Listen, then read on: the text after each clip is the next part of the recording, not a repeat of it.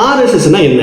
இதுதான் ஏன் தினமலர் பத்திரிகையும் ஆர்எஸ்எஸோட ஒப்பிடக்கூடாது, ஆர்எஸ்எஸ் கொள்கை சார்ந்த பத்திரிகை அல்ல அப்படின்னு அழுத்தம் திருத்தமா ரங்கராஜ் பாண்டே அவர்கள் சொல்றாரு. இதுதான் அதனுடைய சாராம்சம். அப்ப ஆர்எஸ்எஸ் என்ன? 1925ஆம் ஆண்டு ஆர்எஸ்எஸ் அமைப்பு பார்ப்பனர்களால் தொடங்கப்பட்டது. அது இன்னை வரலாம் ஒரு நூற்றாண்டு கடந்துச்சு.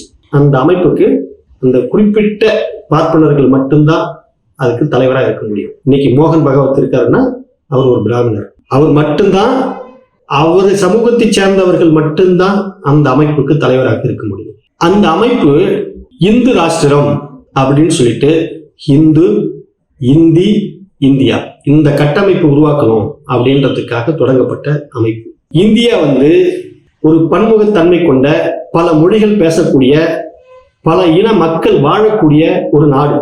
ஆனால் அவர்கள் இது இந்தியனுடைய தேசமாக மாற்ற வேண்டும் என்பதுதான் ஆர்எஸ்எஸ் நோக்கம், திட்டம். ஆர்எஸ்எஸ்ல இருந்து பிறந்த குழந்தைதான் பாரதிய ஜனதா கட்சி.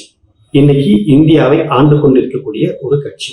ஆர்எஸ்எஸ் என்னென்னலாம் வேலை செஞ்சிருக்காங்க தெரியுமா?